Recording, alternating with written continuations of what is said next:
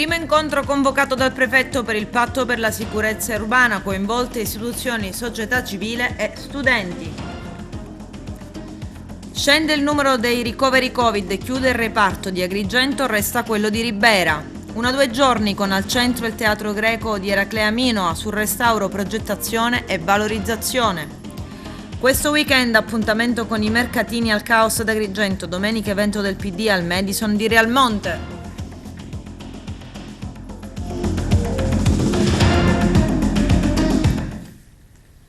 Bentrovati gentili telespettatori al nostro appuntamento con l'informazione. Convocata dal prefetto di Agrigento Maria Rita Cocciufa, si è svolta ieri a Licata l'assemblea per l'attuazione del patto per la sicurezza urbana. Il nostro direttore Arturo Cantella. Positiva l'iniziativa organizzata dalla cabina di regia per l'attuazione del patto per la sicurezza urbana Licata Sicura, che si è svolto nella giornata di ieri presso la Villa Elena a Licata, che ha visto la presenza sia delle autorità che delle associazioni e degli studenti. Molti gli spunti e le proposte emerse soprattutto sulla sicurezza del territorio, la fruibilità degli spazi pubblici, con la volontà di adottarne alcuni per averne cura direttamente. La necessità di spazi aggregativi, il bisogno di attività culturali, artistiche, ricreative e di intrattenimento da realizzare nelle varie zone della città. Chiediamo un maggiore controllo nelle strade e forze dell'ordine in borghese, soprattutto nei luoghi frequentati dai giovani. Allora, io chiedo, tra i giovani l'abuso di alcol e di sostanze dannose per la nostra salute è un problema sempre più frequente e più presente e per questo ci chiediamo controlli nei luoghi della movida, controlli nei punti vendita anche nei supermercati, campagne di sensibilizzazione delle istituzioni con la presenza nelle scuole e controlli nelle scuole. Dopo gli ultimi atti vandalici accaduti, macchine bruciate, i giochini della villa danneggiati, chiediamo, oltre a maggiori controlli, un dialogo continuo e programmato con le istituzioni. Chiediamo al sindaco che i progetti e le iniziative della legalità promosse con la scuola vengano sostenute. Chiediamo che i luoghi da noi frequentati vengano tenuti puliti e funzionali. Chiedo, appurato che a Licata sono assenti spazi pubblici di aggregazione per i giovani e anche per esempio il palazzetto dello sport che è chiuso da anni, si chiede l'intervento del signor prefetto per creare nuovi spazi o ripristinare luoghi già esistenti in modo tale da usare nuovi spazi da frequentare. Dalla finestra della mia classe posso ammirare la suggestiva piazza Sant'Angelo perché la mia scuola si trova nel centro storico di Licata ed è uno dei principali edifici storici della città.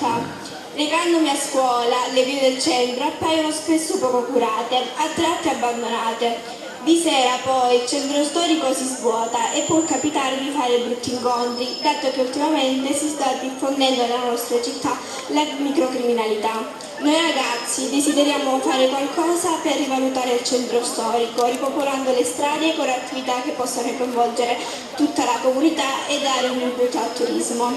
Abbiamo pensato quindi che sarebbe bello che si organizzassero delle serate a tema su argomenti che possano interessare noi giovani. Per esempio, potremmo dedicare una serata alla musica, una al teatro, una all'arte, una al folklore, una alla danza, una ai giochi antichi e permettere a chiunque di esprimersi in un angolo del centro storico.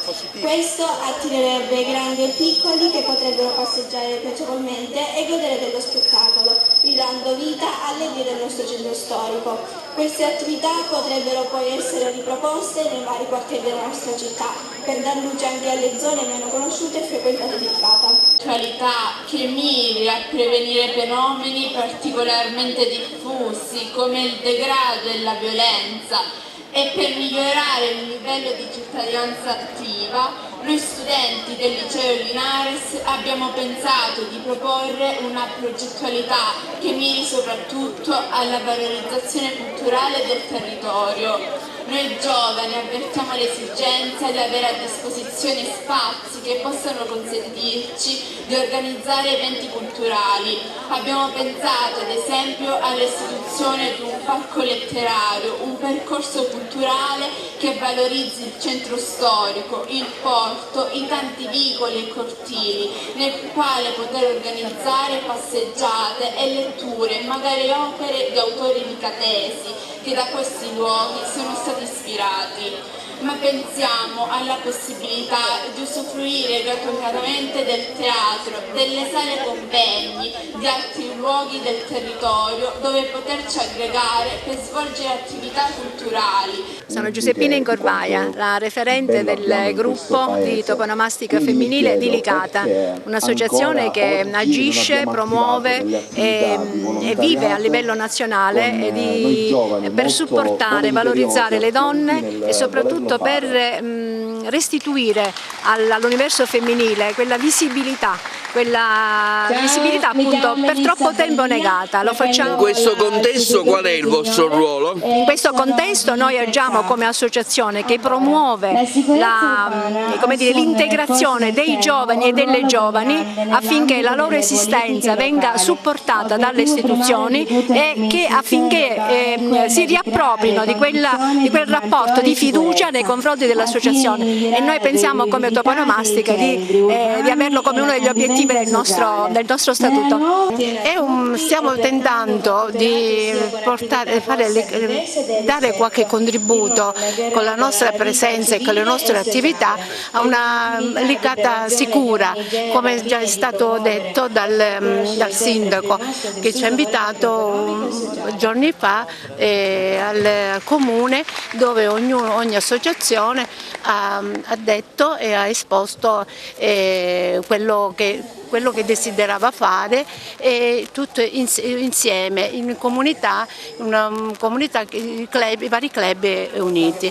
Io penso che con un po' di buona volontà e con l'aiuto e anche le indicazioni dei ragazzi si possa fare qualcosa. Io propongo già un mio progetto, abbiamo l'Inedwill esporrà un progetto per invitare i giovani con varie attività di gioco e lettura, dove si gioca a inventare delle storie, animazione. Su questi temi la cabina di regia, il prefetto in testa, continuerà a lavorare insieme agli altri attori coinvolti al fine di dare un effettivo riscontro, intanto sulle istanze di una possibile e pronta fattibilità. Sono rimasta colpita perché c'è un gran lavoro che ovviamente avrete fatto insieme ai vostri insegnanti, che ringrazio, ma c'è anche un grande amore e una grande passione per questo territorio.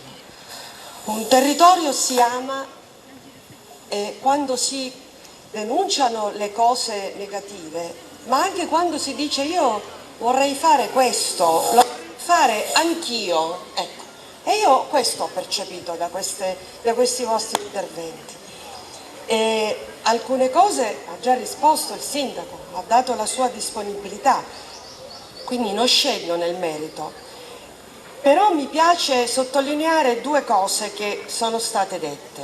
Uno è il bisogno di spazi dedicati ai ragazzi, spazi che non sono dedicati ai ragazzi, ma attenzione, dedicati anche a quelle rappresentanze della società civile che sono le associazioni, che sono portatrici di valori, di obiettivi, direi anche di interessi positivi, per quello che poi alla fine è il bene comune a cui tutti dovremmo tendere.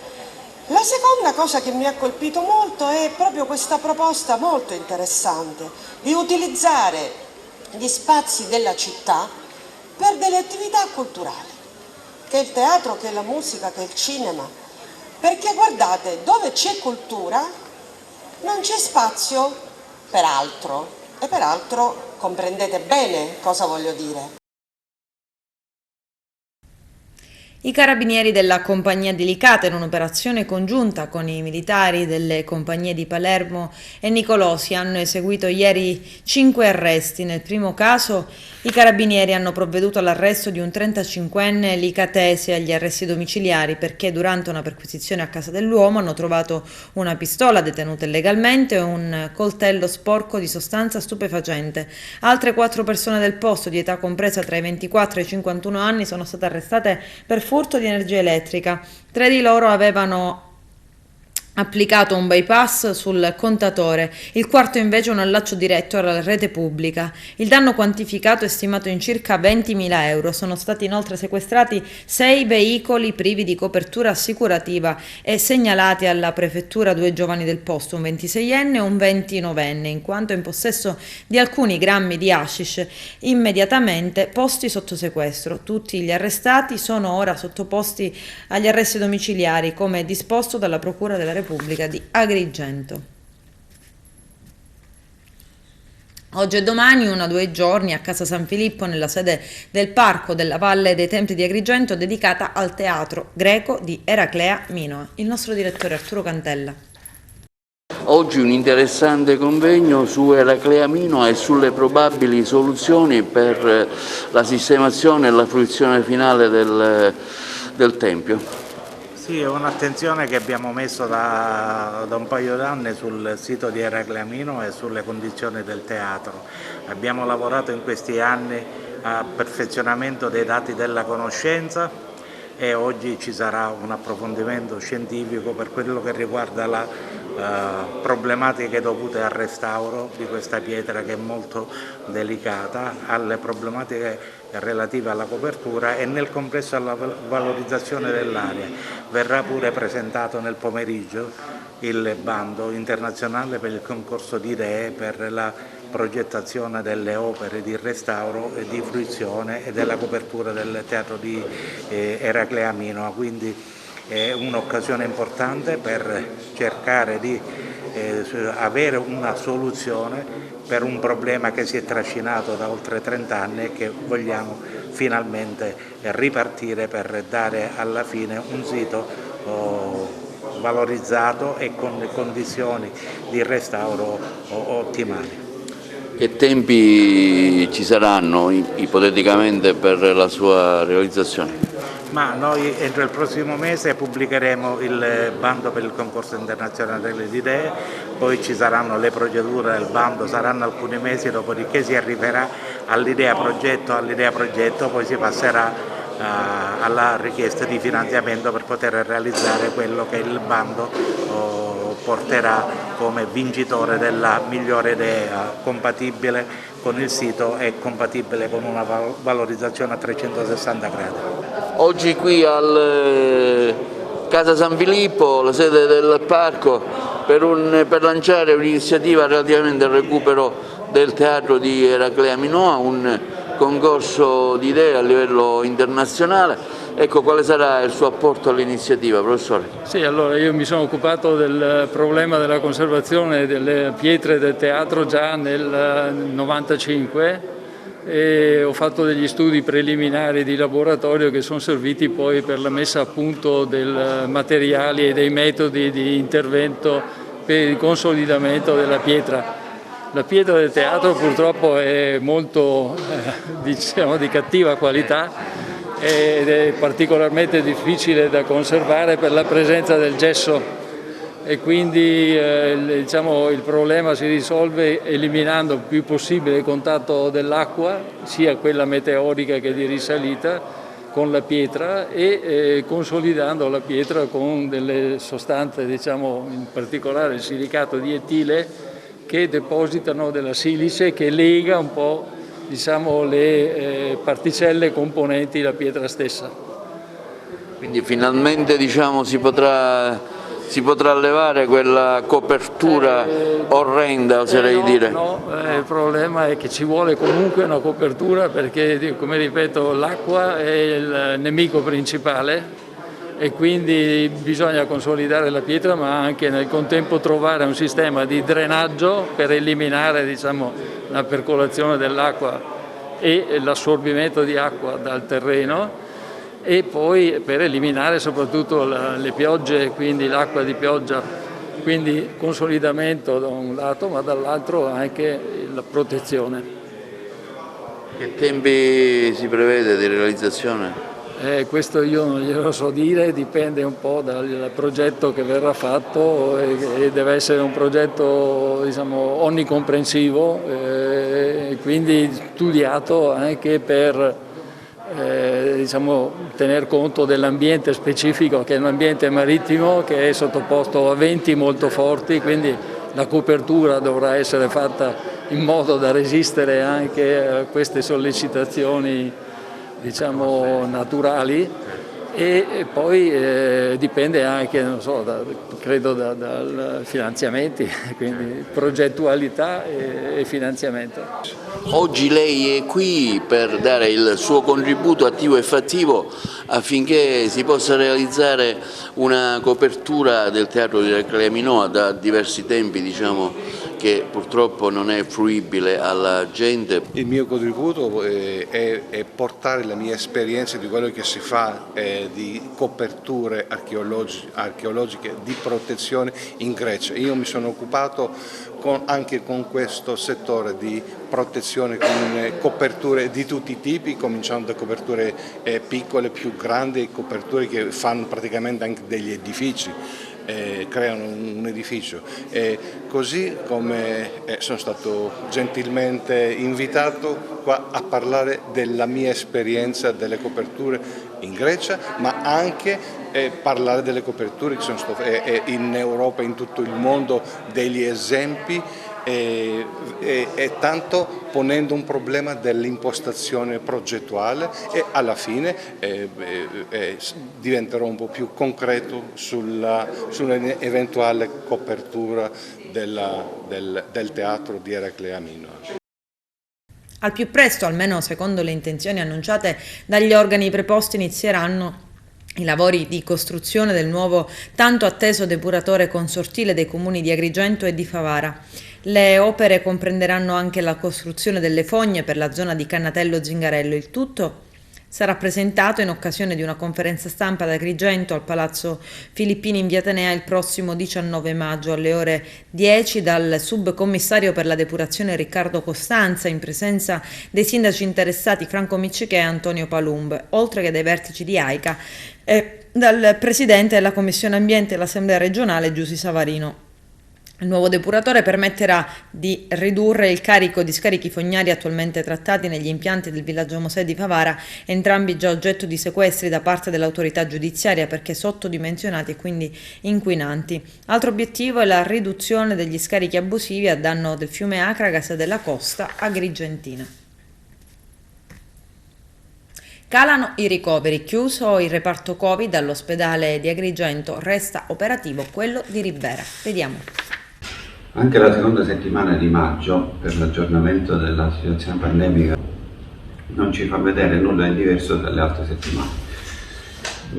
Ovviamente il trend continua a essere quello delle altre settimane. Noi abbiamo una popolazione quanto un comune medio di circa 8.500 persone che sono positive e che quindi continuano a impattare sui nostri servizi sanitari, e adesso anche voi penso ne convenite che è un numero ovviamente sostanzioso, perché il numero di positivi ogni giorno viaggia sulle centinaia, 400, 500, 200 quando va bene, non siamo mai più tornati a due cifre.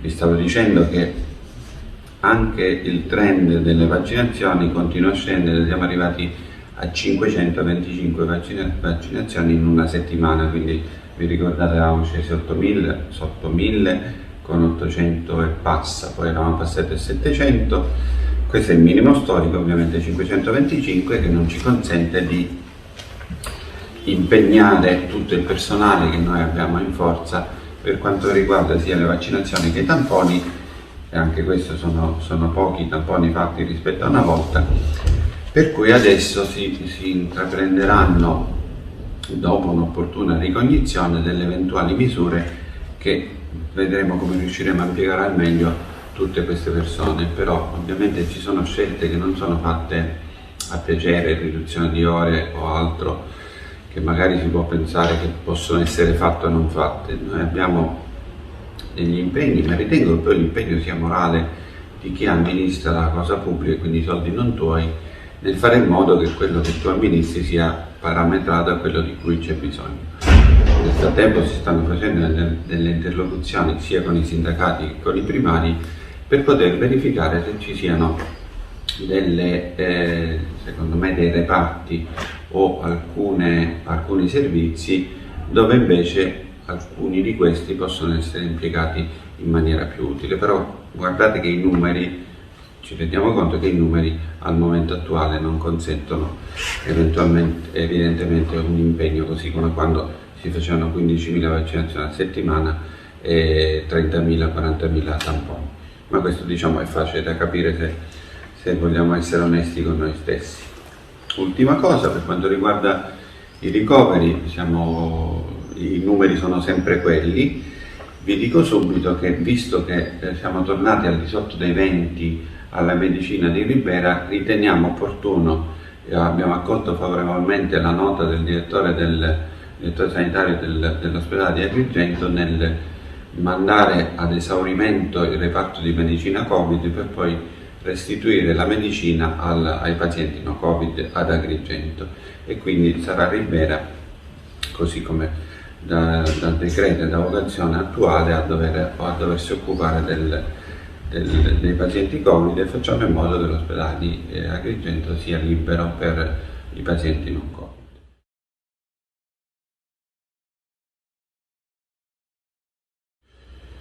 Qualche notizia che sicuramente avrete apprezzato è il fatto che siamo riusciti a reclutare 6 neonatologi e abbiamo curato soprattutto la zona delicata e Canicattì, perché è la zona che ha meno medici in assoluto in generale come ospedali, ma non abbiamo trascurato ovviamente né Agrigento né Sciacca. Contiamo da qua ad agosto di poter concludere qualche altro reclutamento per quanto riguarda i pediatri, perché ne abbiamo messi 6, possiamo arrivare a 13, quindi adesso ci attiveremo anche in questo senso.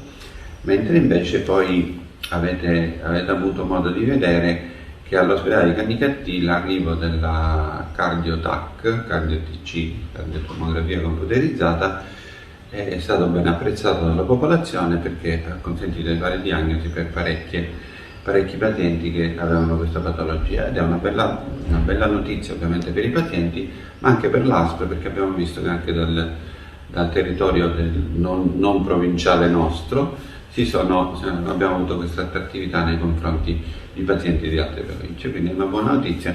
Continuiamo su questa strada e ci impegniamo tutti per fare in modo di elevare la qualità della nostra assistenza. Appuntamento alla prossima settimana.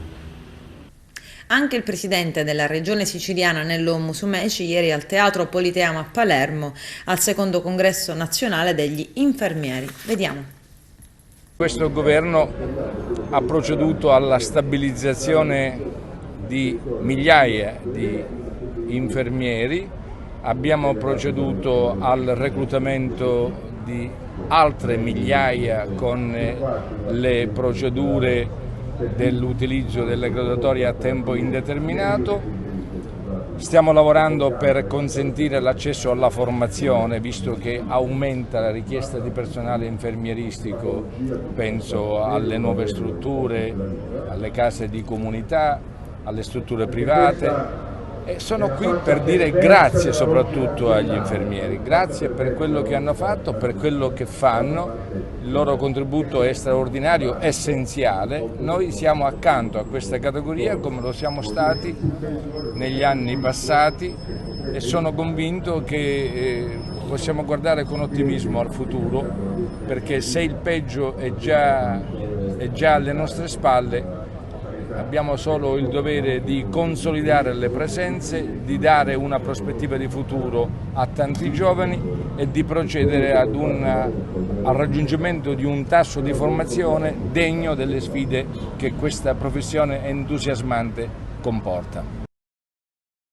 Nasce a Catania il Comitato Personale Emergenza Covid-19 Sicilia, che intende rappresentare il personale assunto nell'isola durante la fase emergenziale. Lo scopo è la tutela dei lavoratori siciliani e la loro valorizzazione. In una nota stampa il Comitato spiega: in questi 2 anni di pandemia nella nostra regione tramite vari bandi di selezione sono state assunte oltre 2000 persone tra assistenti tecnici informatici, assistenti amministrativi e collaboratori amministrativi. ingegneri psicologi e psichiatri, assistenti sociali ed educatori.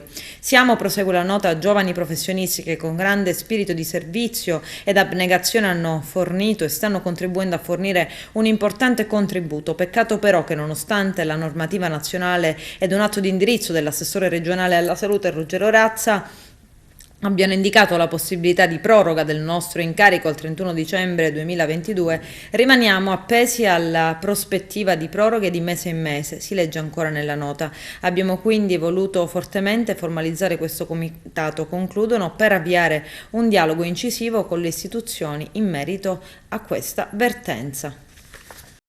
Professore, parliamo di questa iniziativa, oggi è una giornata intensa e fruttuosa, tanti gli argomenti in campo, assistenza infermieristica nei tumori del colon, nel retto, ano, endoscopia nei tumori del colon, nel retto, insomma una giornata di grande approfondimento scientifico. Allora, è importante perché la unione tra medici, in questo caso chirurghi, endoscopisti ed infermieri specializzati sia in endoscopia, sia in chirurgia, sia nel cosiddetto protocollo ERAS, che serve per una riabilitazione precoce del paziente operato di tumore del colon retto, è di fondamentale importanza. Nei congressi che io ho organizzato gli infermieri sono sempre che hanno una seduta dove possono eviscerare tutti i problemi che riguarda questa professione e che bisogna sempre più valorizzarli e dare sempre più autonomia, perché questo è quello che meritano, che se lo sono guadagnati sul campo. E così anche ora che faremo anche gli interventi dell'endoscopia, e pomeriggio e domani sulla chirurgia più avanzata con le tecniche mini invasive e robotiche. Qual è la situazione ad Agrigento, professore? Ecco, lei dirige un reparto. Allora, quali sono la situazione è come un po' tutte le ASPI d'Italia, non della Sicilia ma d'Italia, in quanto c'è una carenza di personale nei pronto soccorsi, tanto che il Ministro della Salute ha dichiarato un momento di difficoltà e quindi stanno mettendo in opera tutti quei provvedimenti per incrementare il numero dei medici, che è veramente molto molto basso, e quindi la chirurgia in questo caso cosa fa? Supplisce le carenze del pronto soccorso e quindi fornisce dei medici che dovrebbero interessarsi solo di chirurgia generale e quindi vengono prestati per qualche mese ai pronto soccorsi. Più che sempre nei pronto soccorsi ci sono medici che sono alle prime armi e quindi si fanno delle consulenze, un numero illimitato per quanto riguarda la chirurgia, anche per dare dei semplici punti di sutura. Allora tutto lo sforzo politico e sociale deve essere per far sì che ci sia più fluidità di gestione e di assistenza nei pronto soccorsi, con il beneficio di tutte le altre strutture. Con la casistica tumorale nel suo reparto com'è?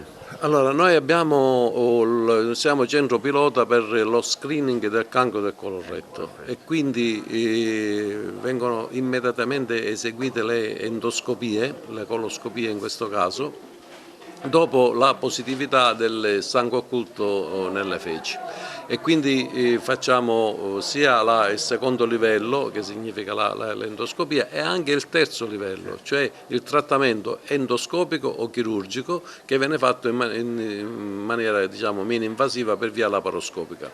Il mio apporto consiste nell'imparare da prima, perché nonostante sia molto avanti con gli anni, oggi per esempio ho sentito cose molto interessanti, soprattutto dagli stomaterapisti, ma anche dai riabilitatori, e penso che l'idea di Chaumet di preparare un atelier proctologica con tutte le figure professionali sia vincente. Ecco, quanto è importante anche la prevenzione. Il dottor Chaumet parlava di questi esami che si fanno con l'ASP. La prevenzione è fondamentale e si divide in due tipi, come lei sa, quella primaria e quella secondaria. Quella primaria riguarda i cibi, l'obesità, alcuni disturbi tiroidei e tante altre questioni, ed è più difficile e ha bisogno di una partecipazione sociale molto attiva. Quella secondaria invece è assolutamente necessaria, anche se c'è qualcuno che pensa di no, perché col sangue occulto e con le coloscopie si consente di abbassare la mortalità per cancro del colon. C'è questa iniziativa che vede insieme appunto il professore Carmelo Sciumè con l'Ordine degli Infermieri. Ecco, come valuta questa iniziativa e qual è nello specifico il vostro lavoro? Questa iniziativa la trovo al passo con i cambiamenti con i quali viviamo. Questa iniziativa coinvolge, perché non possono essere diversi medici, infermieri, lavoriamo con un solo obiettivo, che è il nostro paziente, e allora questa sincronia deve essere sempre fatta in tutti gli eventi di formazione. Ecco, quanto è importante, diciamo, in un'equipe lavorare in sinergia, in sincronia?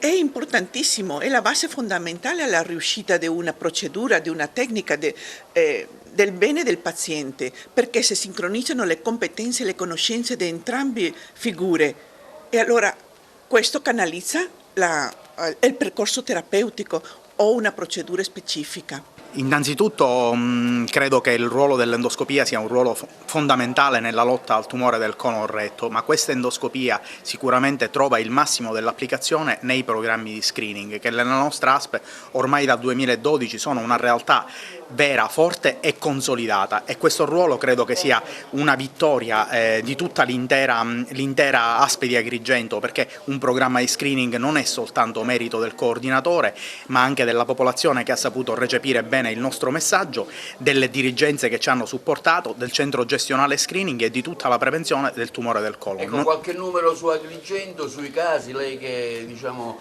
è in prima linea, ce lo può dare? Allora, sicuramente la situazione non è bella, perché assistiamo a incrementi notevoli della patologia. Io sono un po' la memoria storica dello screening, occupandomene dal gennaio 2013, e quando chiedevamo a un paziente se aveva una familiarità per tumore nel colloquio preconoscopia o se avesse avuto un tumore negli anni precedenti, la risposta diciamo che era del 20% quella positiva, invece adesso credo che sia il 20% quella negativa, quindi anche nella nostra provincia c'è una fortissima ripresa dei tumori, e non ultimo del tumore del colon retto. Ecco, spesso, diciamo non spesso, quotidianamente l'ASP invia dei questionari per poter accedere ai test gratuiti che magari vengono un po' sottovalutati, invece bisogna farli perché è importante, no? Assolutamente sì, noi di questo siamo partiti, ripeto, intorno al 2012-2013, coinvolgendo tutte le forze sociali, le forze politiche, le forze sanitarie e le forze economiche della città, e non ultimo il Cardinale Montenegro e Miss Italia, la Buscemi, che ci supportarono e ci aiutarono gratuitamente a sviluppare quest'idea che gratuità non significava mancanza di qualità, anzi negli anni credo che abbiamo saputo guadagnarci la fiducia, e speriamo di guadagnarcene ancora, della nostra popolazione. Adesso c'è la pubblicità, a tra poco, vi aspetto. Bruciano i sacchi di rifiuti raccolti da Mariamico e dal liceo Empedocle a Maddaluzza. L'aggravante è che il fuoco avrebbe potuto incendiare il boschetto di Agrigento. Arturo Cantella. Lo scorso 10 maggio Mariamico, in collaborazione con le due classi del liceo classico di Agrigento Empedocle, ha provveduto a ripulire il boschetto di Maddaluzza a San Leone. I ragazzi con grande fatica hanno raccolto ben 50 sacchi di rifiuti che poi sono stati depositati accanto al portone di entrata del boschetto di Maddaluzza, di proprietà dell'ente forestale. Tutto ciò concordato con le ditte che si occupano della raccolta dei rifiuti ad Agrigento, ovviamente. In particolare le aziende ci hanno assicurato che avrebbero raccolto i rifiuti nelle prime ore di giovedì 12 maggio, giornata dedicata alla raccolta dei rifiuti indifferenziati. Non avendo ricevuto alcun report da parte delle stesse ditte, ci siamo successivamente recati sul posto e abbiamo trovato tutti i rifiuti bruciati e anche il portone di legno di proprietà della forestale che impediva l'entrata nel boschetto. Presumibilmente l'incendio è stato appiccato nella notte tra il giorno 11 e nelle prime ore del mattino del giorno successivo, il 12. Questo incendio doloso è un fatto molto grave e inquietante, anche perché si è rischiato che venisse bruciato pure il boschetto di Maddaluzza. Ovviamente è stata subito presentata una denuncia ai carabinieri di Agrigento, Al Madison di Realmonte domenica prossima, 15 maggio, dalle ore 11 alle 19, una manifestazione targata PD a cui parteciperanno i sindaci, i sindacati, le associazioni, gli operatori economici e turistici, i parlamentari regionali, nazionali ed europei del partito. Arturo Cantella. Onorevole Catanzaro, una buona ragione, ovvero una buona regione, domenica a Realmonte, ci può spiegare di che cosa si tratta? Ma intanto si tratta di un evento molto importante per il territorio siciliano, io lo ritengo, ma soprattutto anche per la nostra provincia di Agrigento.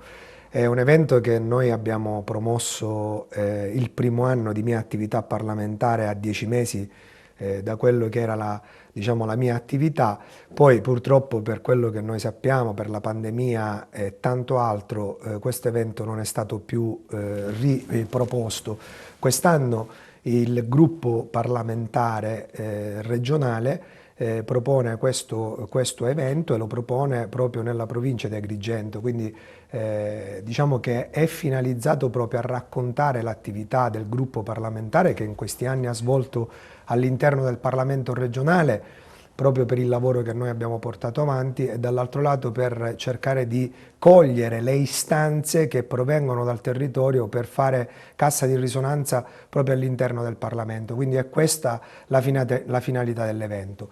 Sarà suddiviso in 2 sessioni. La prima sessione è una sessione molto importante che vedrà i sindaci protagonisti, perché sono coloro i quali oggi, secondo me, sono i primi in trincea, lo abbiamo visto anche con la emergenza e con la pandemia, a dover affrontare tutto ciò che riguardavano le problematiche dei territori. E una seconda sessione verrà proposta con quello che sono le organizzazioni sindacali regionali, ma anche imprenditori del turismo, altri autorevoli interventi appunto da parte dei deputati regionali, per dare una prospettiva di una buona regione della politica dell'oggi, ma soprattutto quella del domani. È previsto anche un momento con il Ministro della Difesa Sì, Guerini? è previsto un momento con il Ministro Guerini, ma inoltre c'è anche la capogruppo al Senato, la Simona Malpezzi, che ovviamente darà il proprio contributo, e anche il mio amico, il senatore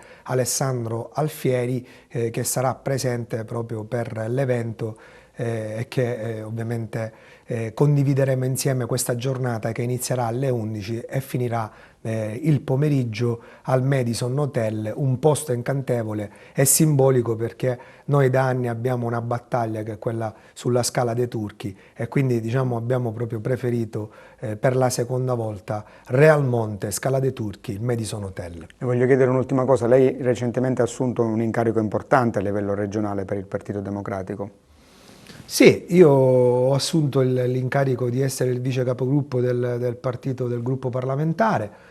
Sono orgoglioso della fiducia che mi è stata affidata da parte dei colleghi e dei deputati. Devo dire che in questi giorni e in queste ore, al di là del numero, che noi siamo 7 deputati, devo far emergere un valore che è molto importante, che c'è un gruppo granitico, c'è un gruppo che sta conducendo in questi mesi, in questi anni, un lavoro importante, pur essendo, come dico io, 11° all'interno del numero complessivo del gruppo dei deputati regionali. Però quello che continuiamo a fare, quello che facciamo è molto importante per una politica, mi consenta il termine, fallimentare di questo governo regionale. Cerchiamo di migliorarla con le nostre proposte, che vanno sempre nelle direzioni delle categorie più deboli.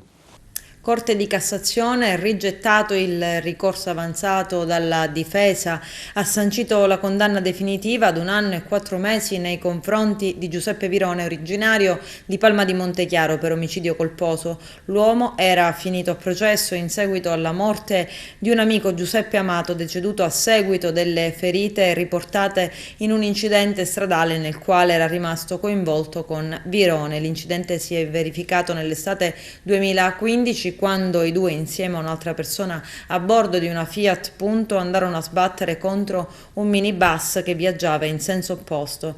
Test della polizia stradale intervenuta sul posto fecero emergere come Virone, che guidava l'auto, avesse un tasso alcolico di poco superiore ai limiti imposti dalla legge.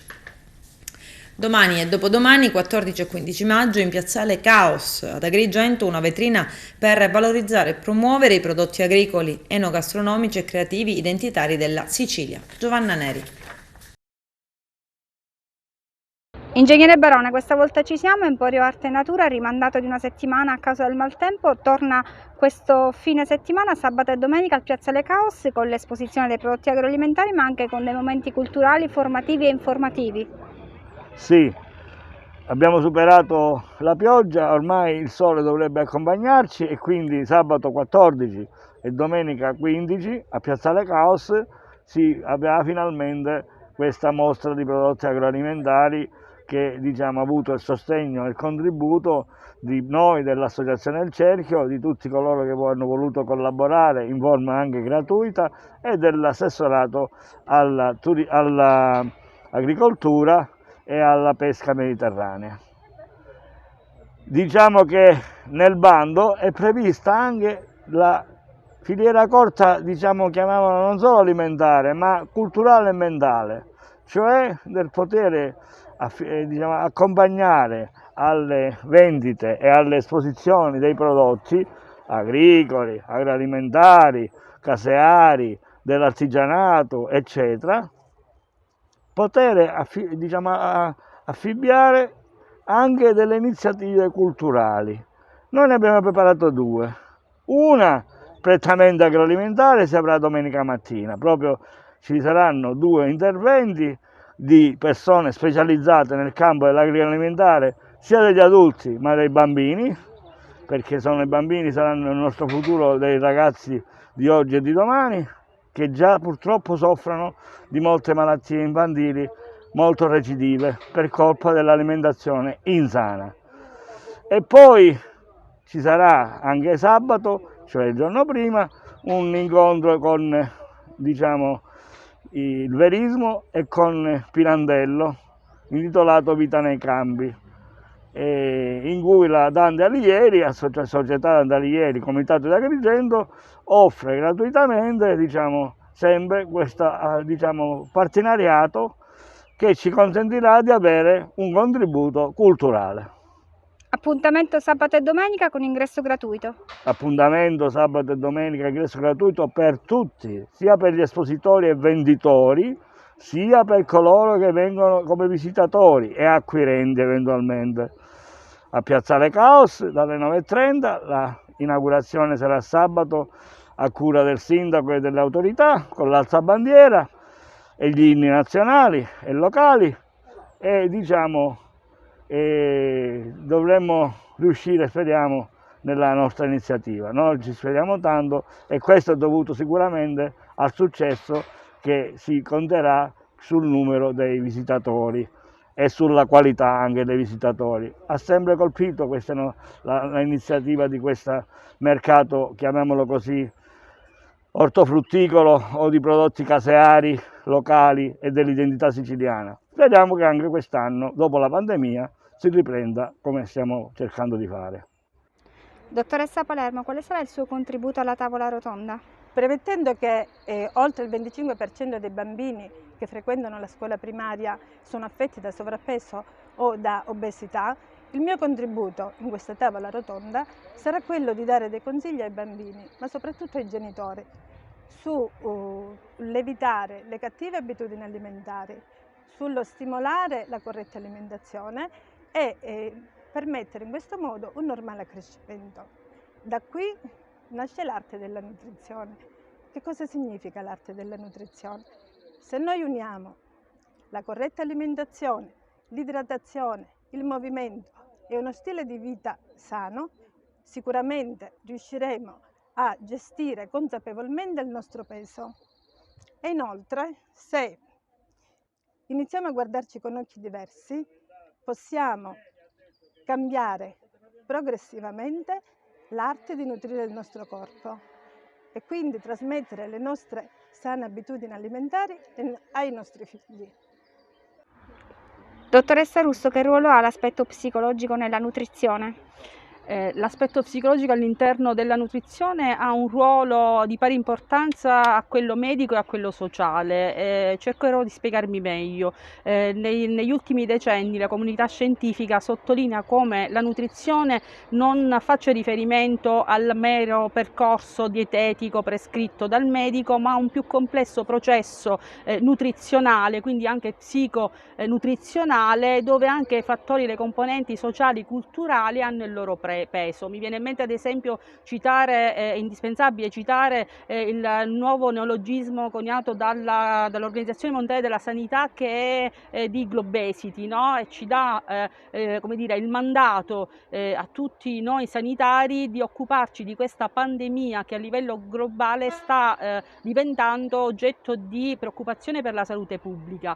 L'aspetto psicologico va preso in considerazione non solo da un punto di vista quando c'è una ragione un po' più patologica, quindi per intervenire già su un danno prodotto, ma come percorso come dire, psico-nutrizionale, quindi fisiologico, per individuare, assorgere tutti quei fattori inibenti o favorenti un giusto approccio all'alimentazione, che comporta anche quindi un processo di consapevolezza sul proprio corpo, ma anche sulle eventuali, che ne so, fame psicogena, tutti quegli aspetti psicologici che intervengono e sfavoriscono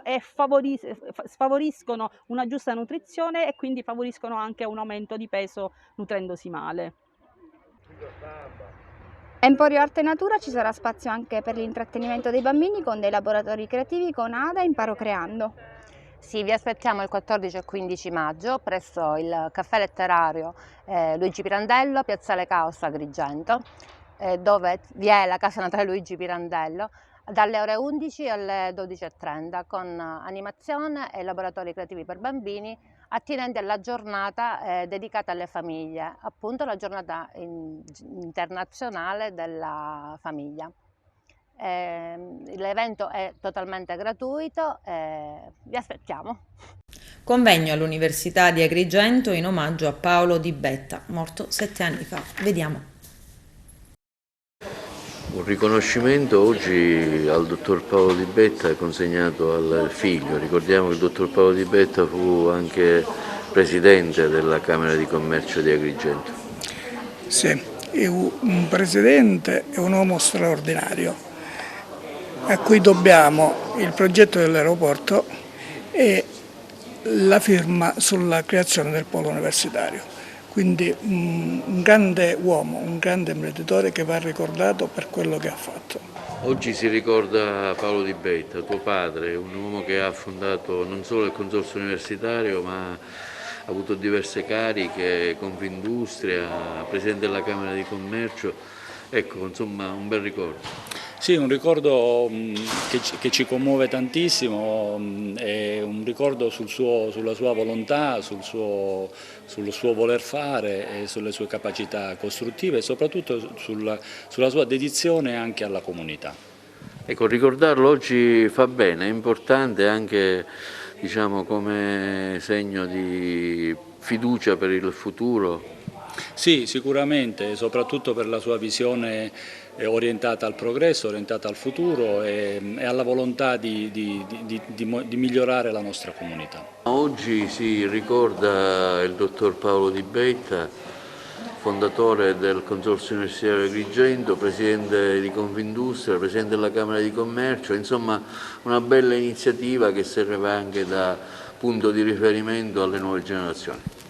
Beh, credo che Paolino Di Betta abbia dato tanto al nostro territorio, soprattutto ha indicato delle direttive importanti come quella dei porti, il porto di Porto Empedocle, il porto di Licata, il porto di Sciacca, ma anche il porto di Lampedusa. Aveva creato le STOAI e poi soprattutto si era impegnato e battuto per l'aeroporto al punto da aver realizzato una società che avesse il compito di individuare il sito dove poter realizzare l'importante struttura. Purtroppo la politica non ha seguito mai i consigli e gli esempi di Paolino Di Betta, anzi remava sempre contro, al punto che creava sempre delle difficoltà reali e obiettiva, ma Paolino Di Betta era un uomo del fare e quindi aveva una marcia in più in confronto a tanti altri, per cui per questo viene ricordato, perché è stato ed è un esempio per le future generazioni, per chi crede nello sviluppo del turismo e soprattutto del commercio. Quindi Paolino Di Betta è un uomo che vale. Il dottore Di Betta è stato un uomo molto avanti per quel tempo, aveva tante idee, tanti progetti, molti dei quali, quasi tutti, non sono potuti essere realizzati, non sono stati realizzati perché necessitavano anche di un apporto politico e quindi di un substrato politico. Ecco perché io faccio un esempio, tipo l'aeroporto, per cui lui si è battuto tantissimo, e mi ricordo che lui andava in prefettura, parlava con il prefetto, portava dei faldoni che non finivano mai e controllavano e guardavano la fattibilità e quant'altro. Ecco, quando sembrava che si stesse per arrivare ad un dunque, ecco, tutto veniva annullato.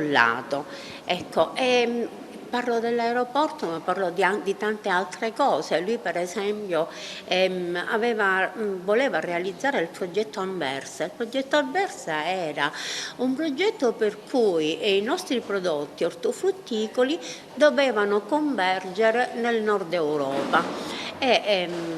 Anversa perché si parlava dove dovevano andare ad attraccare le navi, quindi il porto di Anversa, e quindi c'era tutta questa rete, tutto questo canale che avrebbe fatto diciamo, commercializzare i nostri prodotti agricoli, e così come si sono arenati tanti altri progetti che lui ha ideato.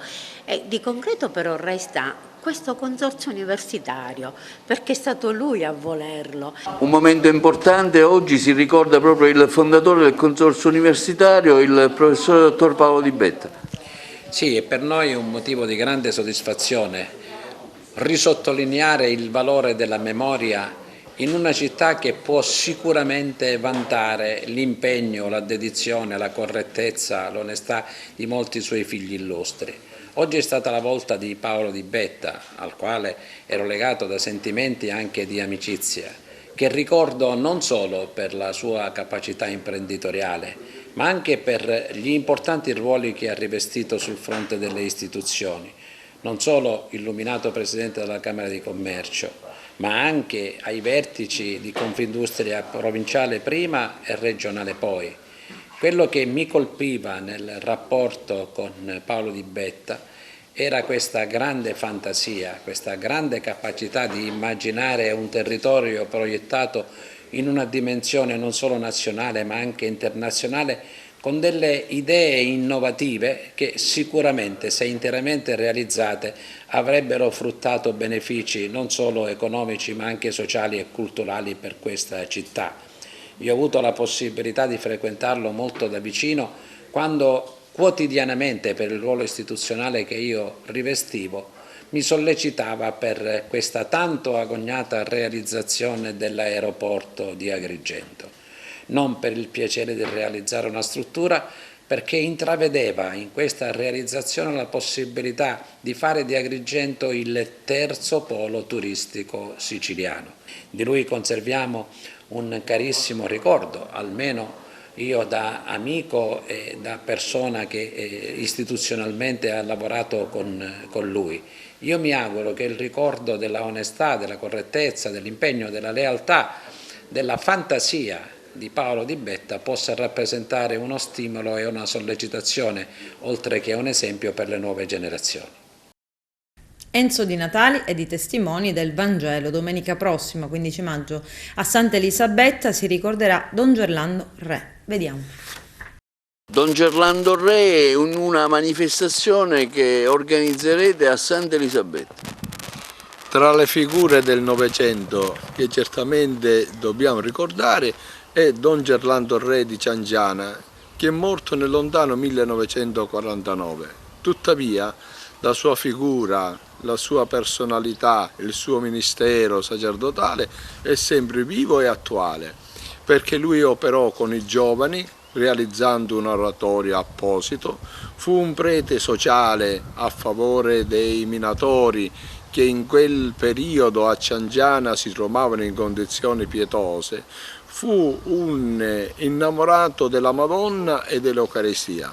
Don Gerlando Re purtroppo fu assassinato nel giorno del Corpus Domini.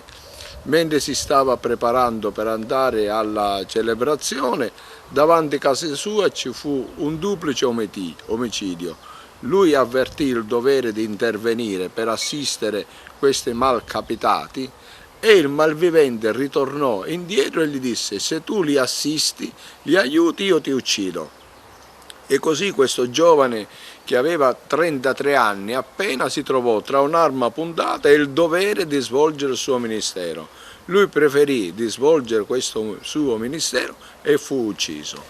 In un periodo in cui viviamo una profonda crisi di valori e anche una mancata attenzione vera, reale alle problematiche dei giovani, ricordare Don Gerlando Re significa avere attenzione particolare verso i giovani, significa sposare i problemi reali della famiglia che oggi si trovano in condizione di difficoltà e poi, perché no, avere uno slancio in una prospettiva positiva nella nostra società. Altra lodevole iniziativa dell'imprenditore Marcello Giavarini, ex presidente dell'Acragas, che ha deciso di donare 100 biglietti da destinare ai giovani agrigentini per la finale playoff regionale Acragas Misilmeri. Bisogna avvicinare i giovani allo sport, ha dichiarato Marcello Giavarini.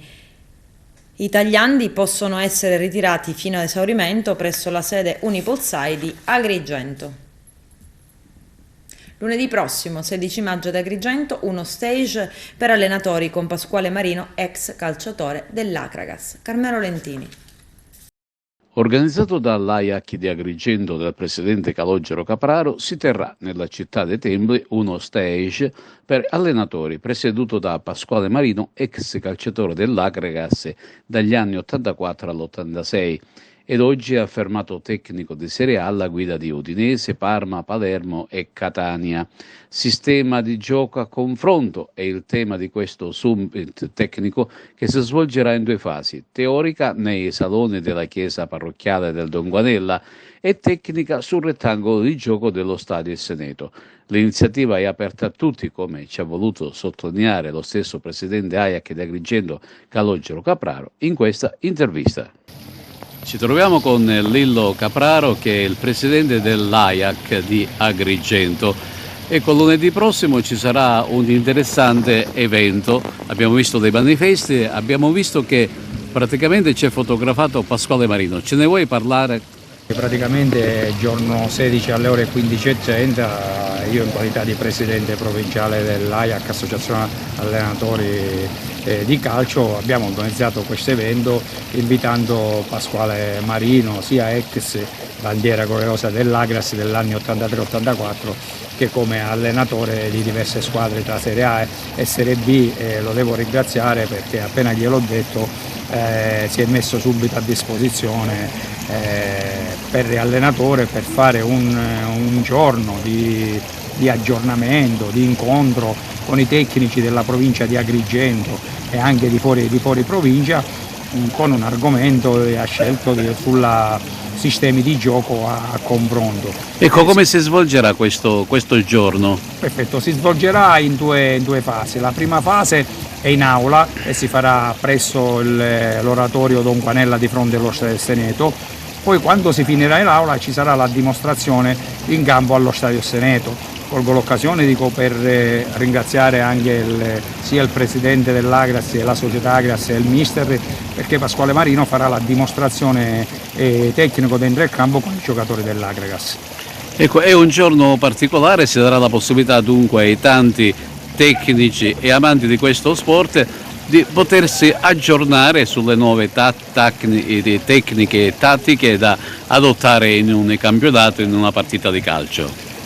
Sì, Carmelo, hai detto bene, sai, questi confronti servono a noi allenatori sicuramente per prendere spunto e farci un confronto di questo genere. Ti posso dire che fa crescere sia gli allenatori, perché di questi corsi ne dovremmo fare, non dico uno l'anno, ma se ne dovrebbero fare 3-4, perché dico, geograficamente noi siamo un pochettino distanti, però quando c'è la possibilità che vengono questi allenatori, io dico a tutti venite, perché sicuramente sarà una cosa bella da sentire e da vedere soprattutto, perché una cosa è l'aula e una cosa è la dimostrazione tecnico-tattico dentro il rettangolo di gioco. Secondo me sarà molto interessante per uno che fa l'attività di allenatore sia a livello di prima squadra sia a livello del settore giovanile. Il confronto, dico sempre che è la migliore soluzione per confrontarsi. Quando tu ti vai a confrontare con Pasquale Marino, secondo me esci, quando finisce questa cosa sicuramente hai incamerato qualche cosa di nuovo. Ecco, vogliamo ricordare gli orari? Sì, gli orari sono alle 15:30 in aula, sempre di fronte allo Stadio Seneto presso il centro giovanile Don Quanella, e poi quando finirà là, penso, non so se farà 2 ore, quello che farà, si passa subito dentro lo Stadio Seneto. Con questo è tutto, termina qui l'edizione del telegiornale. Grazie per la gentile attenzione e per essere stati con noi. A presto.